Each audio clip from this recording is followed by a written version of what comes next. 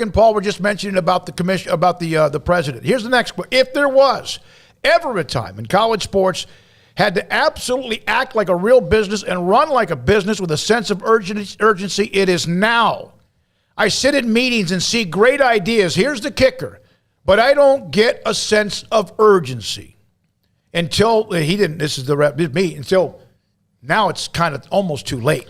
Armstrong, look at your email for a picture I sent to you. By the way, I don't think that there is a sense of urgency. I mean, that's what he's saying. Yeah, I mean, but I don't get a him. sense of urgency. No, I don't think the NCAA has ever had a sense of urgency. That and nothing is going like.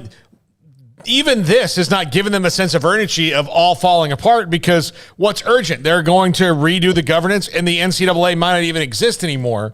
Heck, I would change the freaking name if I was the new governor. Just do a new thing. Don't call it the NCAA anymore.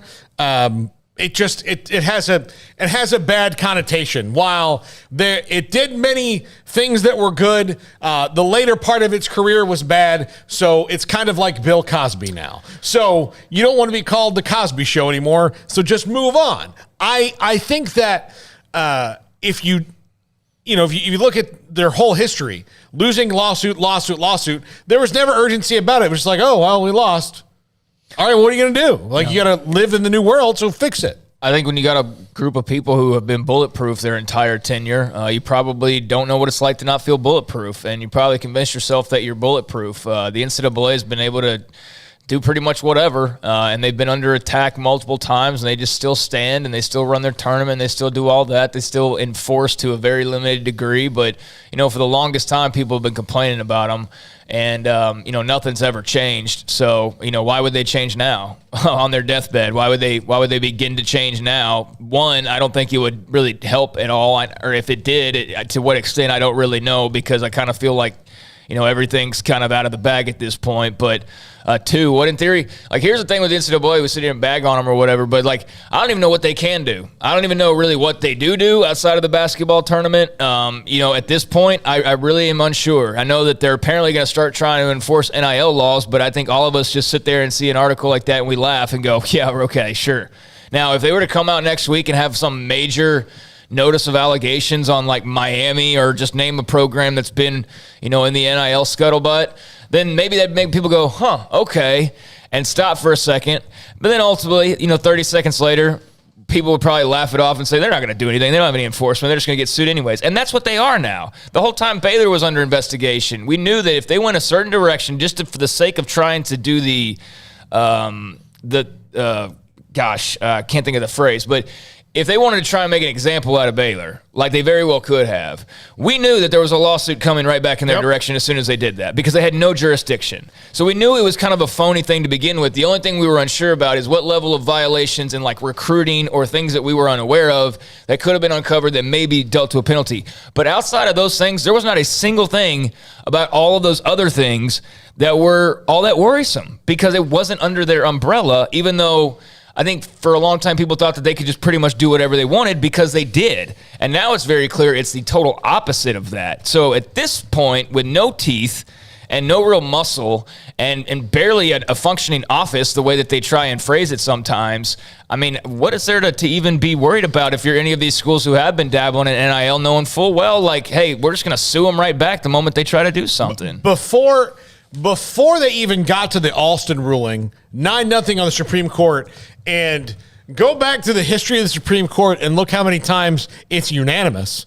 I mean, even historically, things that were morally reprehensible, some people voted to keep in. 9-0, the Supreme Court completely agreed across the board on Alston. Before they even got to that one, once they lost Penn State, yeah, it was all proactive. Yeah. Once Penn State got undone, North Carolina then right after that undid them even further with their academic scandal that they tried to push.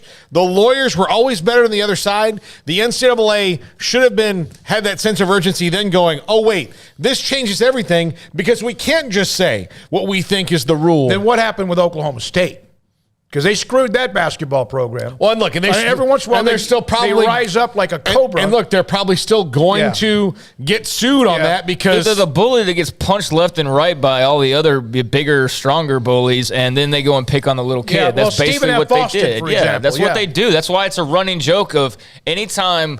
Like, I've seen this joke 10 times in the last 2 weeks of like Miami offers this or Tennessee offers that or Texas, whoever you want to say, and immediately the response is, oh man, this is really going to suck for South Dakota State, because everybody knows it's we're talking about a joke. I mean, we really are. That's the response is, Texas could come out and say that, Steve Sarkisian purchased the Lambo for Bijan Robinson, and they're not even probably sweat that. You know what I mean? Like, that obviously would be an egregious, well-known violation.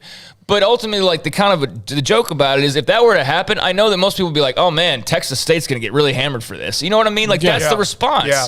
So you're pissed off at Penn State, or you're pissed off at Ohio State, or you're pissed off at like Florida. So go smack Troy or Toledo SFA. or something. And the reason they do that is not because there's some kind of moral high ground. It's because they know that, like, for example, Oklahoma State's penalty was only 1 year. So it is only 1 year with a pretty damn good team. Yeah, but I'm talking about in the sense of like legal hours that they would have to do it. Is it worth it for Oklahoma State for a 1 year postseason ban to be in court for 5? Because that's what it would be. Well, and they couldn't get to it in time before the season was over. Yeah. So that's why they can do those things. Here's an image that just popped into my head about the NCAA. Armstrong, here's what I just sent to you. This is the image. Ignorance is bliss. Don't let this be you. That could absolutely be the NCAA. Now, okay, back to another quote from Joe Moglia, who's a part of Coastal Carolina's athletic department, former coach. That's applied to all of social media, really. Yeah, no, that's true.